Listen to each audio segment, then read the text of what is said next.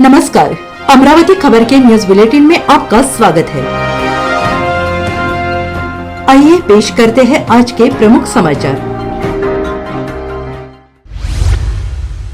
वित्त मंत्री निर्मला सीतारमण 23 जुलाई को केंद्र सरकार का आम बजट पेश करेंगी।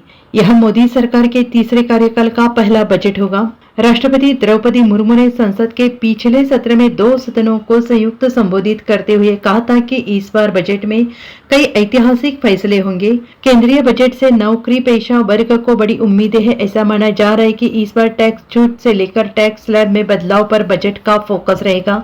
मोदी सरकार आम लोगों के हाथ में अधिक पैसा डालने के लिए टैक्स में कई तरह की छूट का ऐलान कर सकती है। टैक्स स्लैब रेट्स में संशोधन की उम्मीद की जा रही है, जिससे मध्यम आय वर्ग के व्यक्तियों के लिए टैक्स का बोझ कम हो सकता है।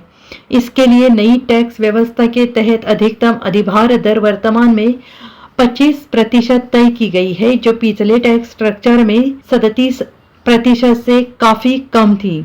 यह संभव है कि नई टैक्स व्यवस्था में प्रदान किए गए लाभों को पुराने टैक्स व्यवस्था में भी शामिल किया जा सकता है। वित्त मंत्री निर्मला सीतारमण स्टैंडर्ड डिडक्शन को बढ़ाकर 1 लाख रुपए कर सकती है। 2019 के अंतरिम बजट में नौकरी करने वालों लोगों को मानक कटौती की सीमा बढ़ाकर 50,000 कर दी गई थी। यह नई और पुरानी दोनों टैक्स रेजिम के लिए होगा। 80C के तहत कटौती सीमा कर्मचारियों को उम्मीद है कि सरकार इस बार के बजट में बड़ा ऐलान करते हुए आयकर अधिनियम की धारा 80C के तहत कटौती सीमा को बढ़ाने के प्रस्ताव पर विचार विमर्श करेगी। वित्त वर्ष 2014-15 से 1.5 लाख रुपए पर स्थित बनी हुई ये कटौती इस बार के बजट 2 लाख रुपए तक हो सकती है। नई टैक्स व्यवस्था में बदलाव। ओल्ड टैक्स व्यवस्था से नई टैक्स व्यवस्था में जाने वाले व्यक्तियों के लिए टैक्स कटौती के संभावित विस्तार का विश्लेषण करना अनिवार्य है। स्वास्थ्य बीमा और NPS योगदान जैसे लाभों का विस्तार करके स्वास्थ्य सेवा की सुलभता बढ़ाने और टैक्स पेयर्स के लिए निवेश को प्रोत्साहित करने का अवसर दिया जा सकता है। पुराने टैक्स व्यवस्था। केंद्रीय बजट में इस बार ओल्ड टैक्स व्यवस्था को लेकर बड़े बदलाव की उम्मीद की जा रही है। इसमें आयकर छूट सीमा को बढ़ाकर 5 लाख रुपए करना शामिल हो सकता है।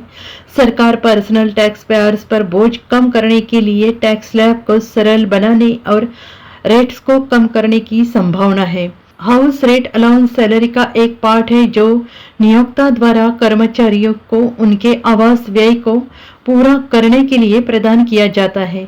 यह वेतनभोगी व्यक्तियों के लिए उपलब्ध टैक्स बेनिफिट है जो किराए के आवास में रहते हैं। बजट 2024 में HRA नियमों को संशोधित किया जाएगा ताकि वेतन के लिए 50% के आधार पर HRA छूट के लिए कुछ अन्य शहरों को भी शामिल किया जा सकता है। धारा 80 TTA के लिए सीमा बढ़ाना। वेतनभोगी व्यक्ति अक्सर अपनी आय को अधिकतम करने के लिए अपने पैसे को विभिन्न बचत और सावधि जमा खातों में डालते हैं। यह सवाल उठाता है कि क्या सरकार को धारा 80 TTA के तहत सावधि जमा समेत बैंक डिपॉजिट से प्राप्त ब्याज को शामिल करने पर विचार करना चाहिए। इसके अलावा इस समावेशन के लिए सीमा को 10,000 रुपए से बढ़ाकर 50,000 रुपए हो सकता है। अमरावती खबर इस YouTube चैनल को लाइक करें, सब्सक्राइब करें तथा शेयर करें।